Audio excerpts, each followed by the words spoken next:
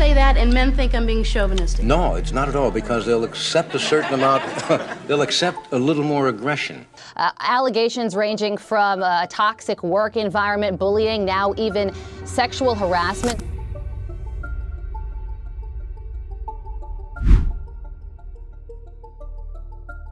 Ellen DeGeneres, once the Queen of Laughter, is now 67 and living with struggles far from the spotlight. From health challenges to emotional battles, her journey has turned into one of pain and resilience. What really happened to Ellen? And how did life change so deeply? Join us as we explore, because the tragedy of Ellen DeGeneres is beyond heartbreaking. Ellen DeGeneres, the storm that ended the show. Storms often start quietly, and for Ellen DeGeneres, hers began with a single tweet. On March 20th, 2020, during the world's lockdown, comedian Kevin T. Porter posted a message that seemed playful but quickly spread like wildfire. He asked people to share stories about Ellen's alleged meanness while promising donations to a food bank. The internet, desperate for distraction, exploded. Hundreds of stories surfaced from waitresses, baristas, audience members, and even people who had worked on her show. Tales of coldness, strict rules, and unkind treatment clashed with the cheerful woman who ended every episode urging people to be kind. Whether each account was true no longer mattered. What mattered was the contradiction, and that became the wound in her image. Clips from past interviews were replayed through a new lens. Moments with Mariah Carey, Dakota Johnson, and Taylor Swift suddenly seemed uncomfortable, painted as proof of something darker. Soon, the phrase "replace Ellen" trended online. The internet, once her playground, had turned into her judge. The breaking point came in July 2020, when BuzzFeed News published an investigation. 10 former employees described what they called a toxic workplace, ruled by fear and strict rules that left them feeling invisible. The BuzzFeed article paints a disturbing picture of what junior staffers say it's like at The Ellen Show, which is shot here at Warner Brothers Studios in Burbank. Executive producer Ed Glavin is also said to have had a button underneath his desk, which he used to intimidate employees by remotely shutting his office door during meetings. Even more shocking were claims of misconduct against 3 senior producers. Warner Media launched an internal investigation, and the producers were removed, but the damage to Ellen's carefully built kingdom of kindness was done. When the show returned that September, Ellen stood under the lights and admitted responsibility. She apologized, acknowledging that the workplace behind her brand had not lived up to the values she preached. Some saw humility in her words, but others thought they rang hollow. Nervous jokes during her speech made the apology feel less serious, and the wound remained open. Ratings plummeted, millions stopped watching, and sponsors began pulling away. The reservoir of public trust, once her strongest support, emptied quickly. Friends like Katy Perry and Kevin Hart defended her, but others, such as Brad Garrett and Leah Thompson, confirmed that the negative stories were real. The cheerful stage that had once been America's daytime comfort now lived in the shadow of doubt. In May 2021, Ellen announced that season 19 would be her last. She said the show was no longer a challenge, but to many, the timing suggested otherwise. After nearly 20 years, the queen of daytime television seemed to step down not by choice, but by necessity. The final episode aired in May 2022. Jennifer Aniston, her very first guest, returned to close the circle. The stage filled with applause, gratitude, and tears. But there was unease beneath the celebration. It was not a triumphant ending, but a farewell marked by tension. Ellen smiled and laughed, but the shine that once defined her seemed dimmed. Her laughter carried exhaustion, and her goodbye felt more like surrender than victory. For nearly 2 decades, Ellen's show had been her second home. It had reshaped daytime television, entertained millions, and made kindness a cultural mantra. Yet its final chapter was written not in triumph, but in contradiction. The legacy of joy and kindness she had built began to unravel under doubt and distrust. Her fall did not erase the happiness she had brought to countless viewers, nor did it excuse the pain that some said they endured. Instead, it revealed a difficult truth. No public figure can carry perfection forever. The very words she repeated at the end of every show, "Be kind to one another," became both her gift and her burden. Ellen's career had survived many challenges before. She had faced rejection, backlash, and personal struggles. But this storm cut deeper. It was not just about ratings or headlines. It was about the loss of trust, the foundation on which she had built her empire. The stage that had once celebrated her brightest light now reflected her heaviest shadow. But what was this childhood shadow she faced, and how did it cause her so much pain? The early struggles that pushed Ellen to the world of entertainment. Some homes glow with warmth, but for Ellen DeGeneres, silence often weighed heavier than comfort. Born on January 26, 1958, in Metairie, Louisiana, she grew up in a modest family. Her father, Elliot, worked in insurance, while her mother, Betty, cared for the home. Ellen was the youngest of 2 children, with her brother Vance also destined for entertainment. Life changed in 1973 when her parents divorced. At just 15, Ellen watched her world split apart. Vance stayed with their father, while she followed her mother into a new marriage and a move to Atlanta, Texas. Instead of finding stability, Ellen encountered heartbreak.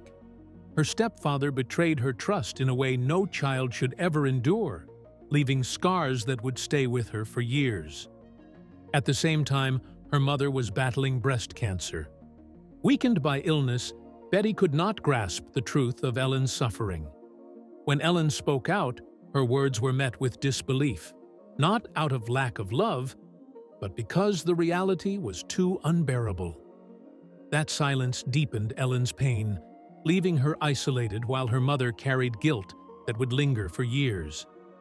The betrayal and disbelief shaped Ellen's adolescence, teaching her early that smiles in family photographs could hide chaos. Yet from those shadows, humor became her shield. Quick wit and sharp observation grew not from privilege, but necessity. Laughter turned into defiance, her way of transforming sorrow into survival. She learned to hide tears behind jokes, practicing the art of comedy long before the world recognized her talent. What began as coping soon became her purpose. By 1976, Ellen left the University of New Orleans after only 1 semester, searching for her own path. She returned to the city, determined but unprepared for the hardship ahead. Poverty became her daily struggle. She worked as a secretary in a law office, folded clothes at J.C. Penney, painted murals, waited tables, and tended bar late into the night. Each job paid just enough to survive, but never enough to feel secure. Rent was often overdue, cupboards empty, and hunger constant. Ellen stretched a few crumpled dollars over a week, saved coins for bus fare, and rationed meals while forcing a smile for strangers at work. Exhaustion pressed on her body, yet her spirit hardened. Through it all, she carried a notebook filled with scribbled jokes and sketches. At night, in her small rented room with peeling walls, she rehearsed to the mirror, to her pet, or to her own shadow. The applause existed only in her imagination, but she refused to let her dreams fade in silence. Loneliness marked those years, but Ellen sharpened her humor like a weapon. Each joke became survival, resilience, and resistance against despair. She was unknowingly teaching herself timing, courage, and endurance, skills that would one day define her career. By the early 1980s, Ellen began performing in small clubs and smoky bars in New Orleans. The audiences were often restless, the rooms half empty, and silence could be harsher than words. Yet she stood firm. Her style, witty, self-deprecating, and intelligent, set her apart. Sometimes she walked home with little more than loose change, but every laugh, no matter how small, felt like a victory over the silence that had once crushed her. Her persistence built momentum. Word spread through the comedy scene about the young woman whose wit was unlike anyone else's. In a city where she had once struggled to pay rent, Ellen's name began to circulate. Slowly, she became known as the funniest person nobody yet knew. Her talent reached beyond New Orleans, catching the attention of scouts who saw in her something rare and unforgettable. Her journey, born in shadows and hardship, was finally leading her to the light. Each night on stage, she was no longer just a girl battling silence and hunger. She was a rising star. Her determination carried her to the doorstep of comedy's most coveted stage, The Tonight Show with Johnny Carson. And this was the beginning of a story greater than words could explain. The rise of Ellen DeGeneres and the creation of her personal show. In 1986, Ellen DeGeneres stepped onto the stage that every comedian dreamed of, The Tonight Show with Johnny Carson. Her hands shook and her heart raced, but she carried with her the scars of her past and the strength built during years of struggle. Her routine was sharp and effortless, filled with the wit she had once practiced alone in silence. When Carson invited her to sit on his couch, it was more than approval. It was validation that her voice mattered and that America could no longer overlook her. That night marked her transformation. The girl who once battled poverty, rehearsed in front of a cracked mirror, and waited tables just to survive, was now a rising star. Her laughter was no longer just a shield, it was her gift to the world. Through the late 1980s and early 1990s, Ellen built a reputation as a smart, self-deprecating comic whose timing captivated audiences. Each step was earned through persistence, and by the mid-90s, she achieved the impossible. Her own sitcom, simply titled Ellen. The show became her crowning achievement, a stage where she commanded laughter across the nation. Yet in 1997, she faced a choice that would redefine her life and career. In the now famous Puppy episode, Ellen's character revealed she was gay. Off-screen, Ellen embraced the same truth, stepping into honesty she had hidden for years. It was groundbreaking and brave, but also risky. The applause was real, but so was the backlash. Almost overnight, advertisers withdrew, sponsors fled, and conservative voices attacked. Ratings dropped, and in 1998, the sitcom was canceled. Not because it lacked humor, but because the world was not ready to accept her truth. The fall was devastating. A woman once celebrated as a star was suddenly cast aside, left to walk through the silence of rejection. For Ellen, it echoed the loneliness of her youth, but this time she refused to let silence define her. What many called failure became the sacrifice of a pioneer, the price of being authentic in a world bound by prejudice. Step by step, she rebuilt. She accepted small roles, performed wherever she could, and found ways to keep her voice alive. Slowly, like a phoenix rising from ashes, she prepared for a return. That moment came in 2003 when she launched The Ellen DeGeneres Show. Networks were uncertain, but the gamble paid off. What began as a risk became a cultural force. Her show transformed daytime television, offering not just comedy, but joy, kindness, and an escape for millions. Dancing with her audience, surprising guests, and celebrating ordinary people, Ellen created a space that felt like home for for viewers around the world. Her influence reached far beyond her studio. In 2003, she voiced the forgetful but lovable Dory in Pixar's Finding Nemo, a role that became iconic and returned more than a decade later in Finding Dory. She hosted the Academy Awards, the Grammys, and the Emmys with the same wit that had once carried her through smoky clubs. For nearly 2 decades, she ruled daytime television, winning dozens of Daytime Emmy Awards and cementing her place as one of entertainment's most beloved figures. The pinnacle of recognition came in 2016, when President Barack Obama awarded her the Presidential Medal of Freedom, the nation's highest civilian honor. It was not only a tribute to her talent, but also to her courage and her impact on culture. The irony was striking. The same honesty that had nearly destroyed her in 1997 had now become the foundation of her legacy. Now, let's dive into one of the most complicated aspects of Ellen's life: Ellen DeGeneres' complicated journey through love and resilience. For Ellen DeGeneres, love was never gentle.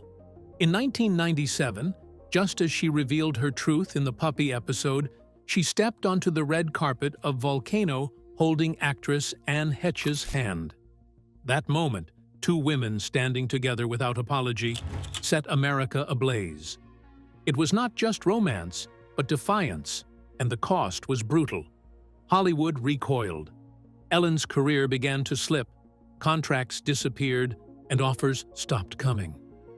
For Anne, the backlash was equally harsh. Her family rejected her, tabloids circled, and the industry treated their love as scandal instead of humanity. What should have been a celebration turned into a storm of rejection. Their relationship lasted until 2000. Love burned fiercely, but could not survive the weight of a society unready to accept them. Both walked away scarred. Ellen withdrew into silence, and Anne faced darker struggles. Her battles with mental health became a public spectacle, dissected by the media at every turn. In 2022, tragedy struck when Anne passed away in a car crash at 53. Her death was a headline for many, but for those who remembered her love with Ellen, it was a reminder of the heavy cost of honesty in that era. After Anne, Ellen longed for stability. In 2001, she found companionship with photographer and actress Alexandra Hedison. Alexandra was calm and thoughtful, offering Ellen the refuge of ordinary days. Their 3-year relationship was marked by creativity and peace, yet cracks appeared.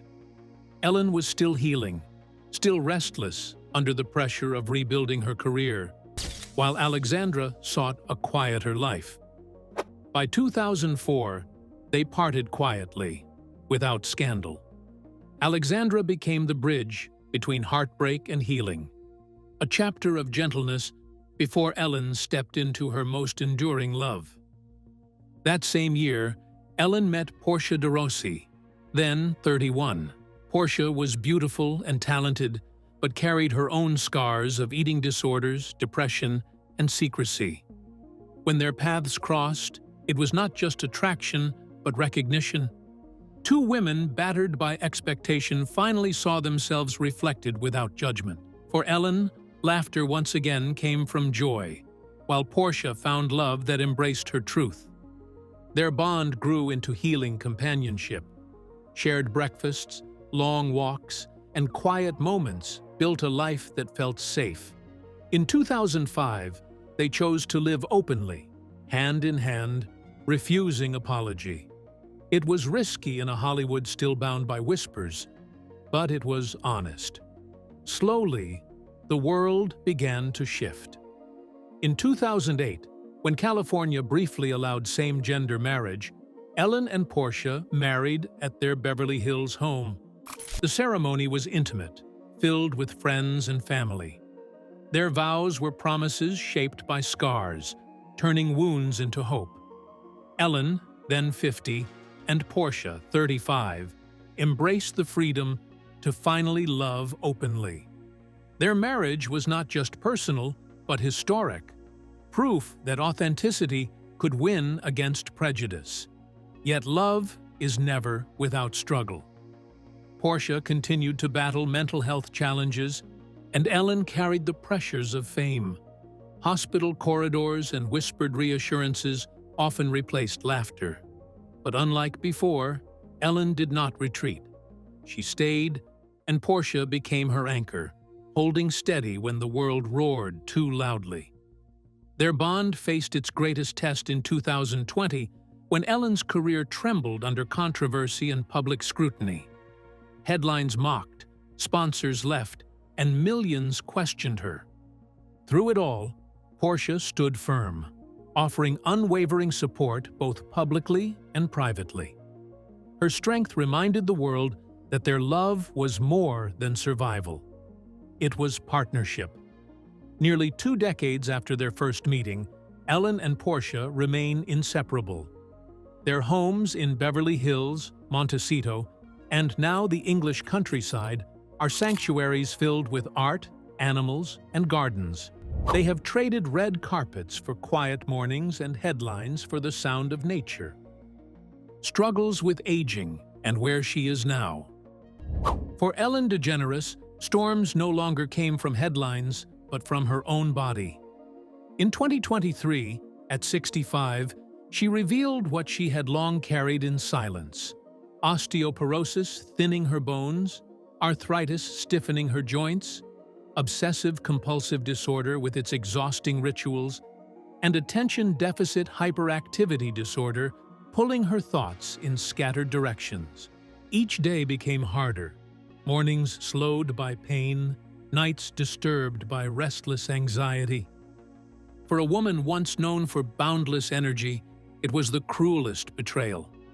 By her late 60s, the toll deepened.